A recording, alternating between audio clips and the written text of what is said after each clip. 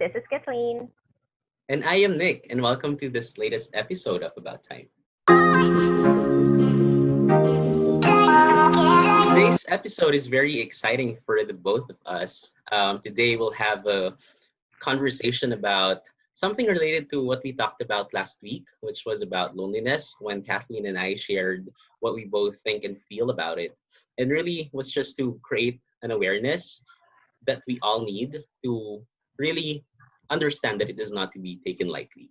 And so now I would like to have a very insightful discussion about kindness and love, all for yourself.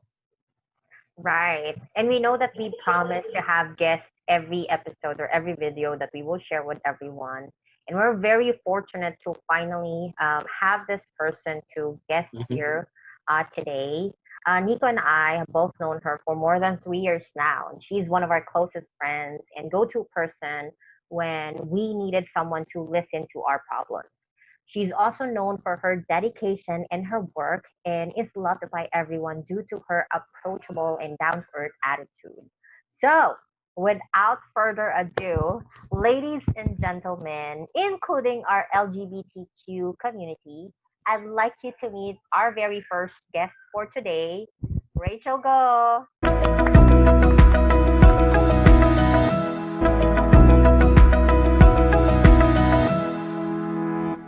Hi, Rachel. Welcome to Hi. About Time. How are you today? Hi, so happy to be here. Well, in the middle of the pandemic, still getting used to the new normal. I hope the two of you are doing well. Well, thank you. Yes, we are great. And we're excited to finally have you here as our very first guest. Very Very much. excited to be here too. Thank you. Thank you. Rachel here is a very, very good mentor, and we wanted to talk to her about our topic today because Kathleen and I both believe that we can get something from her when we talk about the importance of self-compassion. So I'd like to start by asking, and then maybe you can share with us what you know about self-compassion. Well, self-compassion is really being able to turn understanding and acceptance inwards. It's towards ourselves. The thing is, a lot of people have the ability to show compassion to others. However, we have challenges showing ourselves the same type of compassion we give others. Um, the thing about self-compassion is that it does not depend on social comparisons or personal success. That's actually self-esteem, which a lot of people confuse with self-compassion. Um, a very important thing here is that we have to be able to relate to who we are. Especially, this is especially important when we have failures or when we feel inadequate. It's so easy for us to feel shame and for us to try to hide when we fail. But what we should realize is that the personal failings, they can be acknowledged with kindness, and that only helps us improve instead of hiding in shame. Correct. And I have the same thought, and I really like the points that you gave right there. I always believe that being compassionate to yourself means being able to acknowledge your imperfections, your struggles, and you having the ability to embrace them, and tell yourself that, hey, I am not perfect, and helping yourself get back up. Exactly. I agree. And a lot of times it's very innate for us that we tend to think that if we show love to ourselves, people would see us as selfish instead of really understanding that there would be times where you have to choose to love yourself over somebody else. It's because, especially if the situation is you needed to love or to show compassion to yourself, such as failures, there would Mhm. be at times when you needed to understand that we all are imperfect, and acceptance for that, forgiving yourself, is also part of self-compassion. Thank you so much for that, Rachel. So it's very interesting that you shared us all of these thoughts about your perspective or your description of self-compassion. Now, I'm curious to know, was there a point in your life where you did realize that you have to be compassionate to yourself? Interesting question, Kathleen. Actually, I am very lucky to be raised by my wonderful parents. My mom, especially, was very pivotal in my journey to self compassion. My mom is a very strong, independent woman herself, and she made sure that she equipped me. And it all starts with self compassion, with self love. So growing up, I really felt like it was a norm. It was a normal for me to be able to understand myself, to understand my shortcomings, to understand my imperfections. It doesn't mean that everything was forgiven. It doesn't mean that everything is okay. But there is the right venue and time for you to be able to sit down and understand where these mistakes are happening, and forgiving yourself for others to be able to forgive you. It's the same as the saying, like, how can you expect someone else to love you when you cannot love yourself, right? But even if I was raised that way, there were instances in my life where I had some lapses. Of course, there were some bad relationships in the past. When I was still in school, my mom would always talk to me and tell me this is not healthy. But of course, the heart wants what the heart wants. And of course, being a 21-year-old girl in college, still push for what you want. Um, Couple of years down the road, I realized my mom is right. But at that point, it was always easier to feel like I have to stay here. I have to stay in this relationship because if I don't, I quit. I was the one who gave up. That was not right. It was not healthy. And I think what that taught me is that having self compassion is not permanent.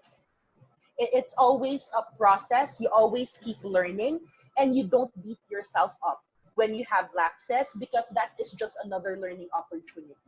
That is another chance for you to look at what those imperfections are and to be able to do better again. Right. And I admire your mom for really understanding, how she would raise you and how what's the importance of self-compassion, because as much as we want to have that kind of parent, that kind of strong independent woman, not everyone, especially in our country, because it's very common for us, or in humans or in people, to really say something, and we tend to take that, we tend to value people's opinion over ourselves. Right. And I'd like to relate to your example, the relationship part. I was also in that point in life where I I was listening to what other people say, or it was really concerning for me if they would say, "Oh, you need to try your best, you need to do more, you need to show more, you need to give more, more, more." And when it came to a point where I realized I have nothing to give anymore, like I have nothing left, and it came to a point in my life where I no longer know myself. And that's, I guess, for me, was a turning point. And I realized I wasn't being selfish, because that's one thing that I was afraid some people would tell me if I would choose myself. I realized that I wasn't being selfish. I'm choosing myself because it's no longer healthy for me. And learning that I no longer know myself, that I forgot who I am, who I truly was, is really something devastating. And we all are very strong individuals. And for someone who's strong and couldn't share it to everyone, it's challenging to realize that. So last year, when I realized that I had to move on and really start choosing myself this time, because I wasn't really selfish. I need to understand where is the boundary of being selfish and having self compassion. And you're one of the mentors that I have that really shared and guide me through on how to better understand when to choose. And it's not being selfish to show love, be kind to yourself, because there was also a time when I shared it to Nico, when I thought, or I was just sharing, what if I moved out from that relationship earlier than what I expected? What are the possible things that might happen? And Nico told me that, well, there's no certainty on those things. No one can really tell us what's going to happen just because you did something either earlier or later. And the thing, those thoughts gave me an understanding in a deeper perspective. Like, we really can't tell if we are late or not, as long as you would choose that day that I'm choosing myself over you. or anything else. Now is the day for me to move on and really try to be better, the best version of me, compared to just giving everything and nothing would nothing would be best. What about you, Nico? I've shared quite a few tearful stories. What about you? Right.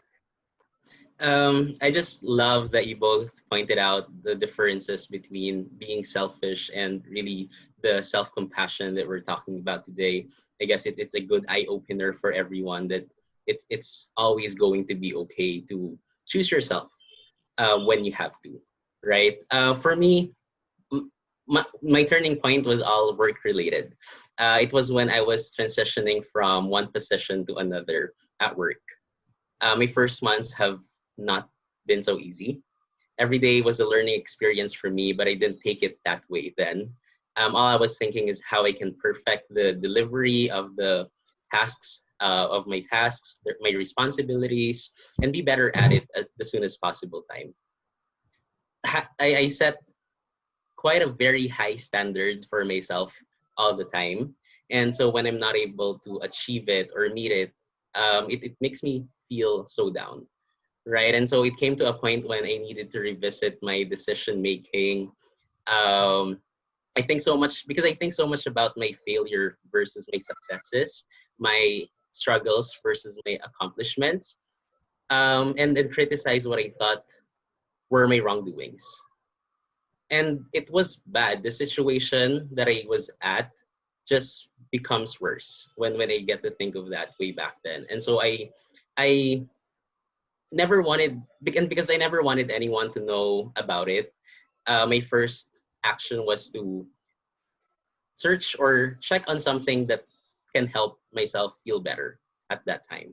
And so that's when I started to research and try to learn more about the help that I can give myself. And that's when I learned what self-compassion can help us all with.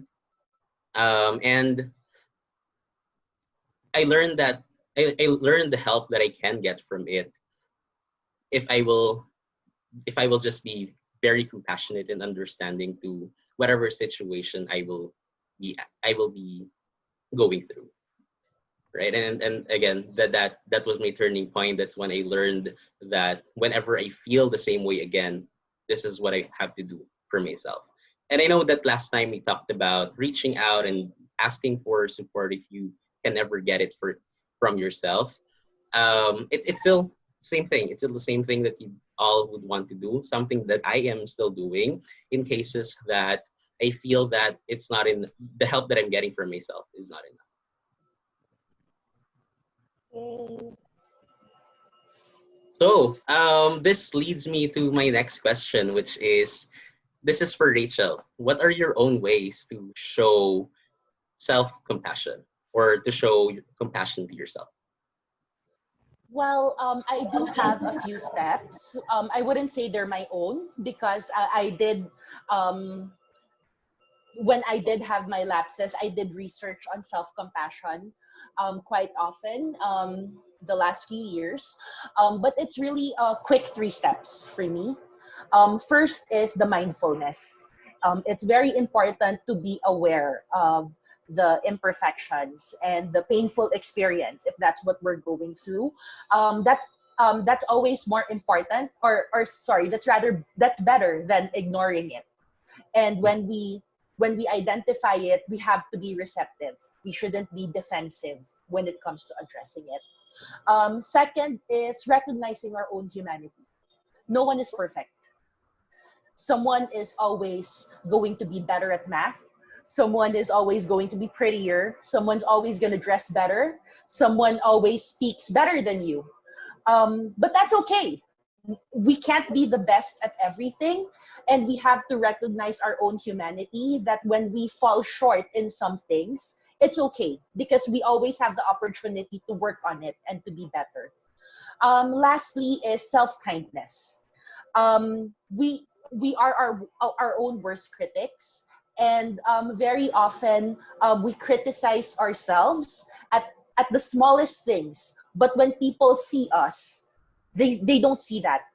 And sometimes I wish that we can look at ourselves the way our loved ones see us, because in their eyes, like Kayu, you have kids, right? The way your son sees his mother, all that love and all that admiration. But then when you look at yourself in the mirror, sometimes it's so easy to just nitpick and look at all of these imperfections. We have to be kind to ourselves, and let's not be harsh when we criticize ourselves. It's always about improvement and not criticism. Right. And really, when you research about self-compassion, you'd see or hear kindness all the time, right? But you really need to identify yourself, how you can actually treat yourself kindly. No one wants to be on a bad state. It's not easy. It's a hard fought. And again, you have to acknowledge and accept that what your situation is something that you can use as a learning experience, right? Instead of criticizing and judging yourself so much, because that just makes the situation even worse. And I'd like to hear maybe Caillou, if or Kathleen, if there's any steps that you do for yourself, your own ways on how you can show compassion to yourself. Well, I only learned it last year, but I'm really happy that I came across mindfulness, and part of it is really meditation. I would take at least 15 minutes when I wake up to meditate, and then before I go to sleep, I would also have at least 10 to 15 minutes to meditate. And before I started that, my perception in meditation is that you have to focus and not think of anything and just breathe. But then I realized it's not about that too. It's more of like thinking and focusing and forgiving yourself, that just like what Rachel said, there would be times where um, someone will be better than you. So look at it as if, oh, okay, so if that person is actually better in terms of speaking English, wow, they're really good and I admire that person.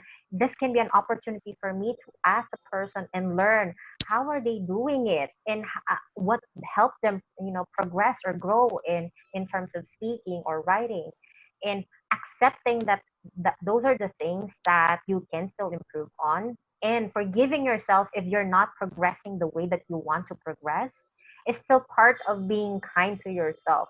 Understanding that we all learn in different ways. So if one I, person is faster than how you learn, and it's okay. Accept that. Forgive yourself. It's okay. And um the small successes is still a success. That's something that you have to accept and learn. I love that, Kayu, about learning at your own pace, because you're absolutely right. There's no timeline for to learn. It's not the same for everyone, and we get frustrated because why is it that this person took overnight to learn this, or this person took 1 week to do this? It's not the same for everyone, and it's okay. And I absolutely agree with you. Every success, no matter how small, is still a success. Let's take it. All right. Love And that. it's really nice to have this kind of conversation, to hear another person's point of view to share with us. And um, like what we shared with our viewers, Rachel is really one of our go-to person when we're lost and we really couldn't understand what's happening, and there are times that we need to hear another person's perspective, so that we can step back and see, okay, what am I missing? And then again, going back to self compassion, if I miss that, it's okay. Now that I'm seeing it, what am I going to do? What's my plan? How am I going to help myself and be better in helping myself and forgiving myself and accepting that it's okay. Everything is okay. I'm 35 years old and I just learned self compassion last year, so that's perfectly fine. I'm not saying that if you're Right. 60 years old or if you're 70 years old, it's never too late to learn something new. Every day is an opportunity for you to learn, to grow, and to love yourself deeper than how you love your loved ones. So, Nico, Thank you so much for everything that you both shared. I'm really hoping that our listeners would be able to learn something today and take them as inspirations. And just like what you said, it's never too late. If it's just now that they're hearing these things, then it's okay, as long as you'll be able to adapt to it and work on your self improvement, right? um go ahead. and so before we end our video for today, Rachel, may I ask, what message would you like to share to our viewers? Well, self-compassion is very important to mental health. I know one of your previous episodes was about mental health. Self-compassion is so important to it. Don't be discouraged when you get lapses. Don't be discouraged if you don't get it right away, because it's a process. And every situation is different. It's always learning, it's constant learning. Um, it's always easier to stay in the situation you're in. And it may be a bit uncomfortable to step out of your comfort zone if you're not immediately self-compassionate, right? But you are braver than you think you are. And just be brave and think about how you can love yourself, accept yourself, and make yourself do better the next time. Baby steps are absolutely fine. Remember that it's a process and no one gets it overnight. So that's it for me. Thank you. Thank you so Thank much, you. Rachel. I love that message, and I hope that all of our viewers were able to relate to our topic for today. It's never easy. This type of self compassion, including mental health, is an ongoing life journey. Everyone goes through with it, and which is the reason why we want to make sure that we can extend our hand to all our viewers. And before we end our video, we are encouraging everyone to subscribe to both our YouTube and our Facebook account. We normally talk about um, mental health or intentions, good intentions that we think can create a positive, great impact for everyone. So before we go, everyone, this is Kathleen again. And I am Nick, and see you again next week. Bye. Thanks for having me. Bye. Bye.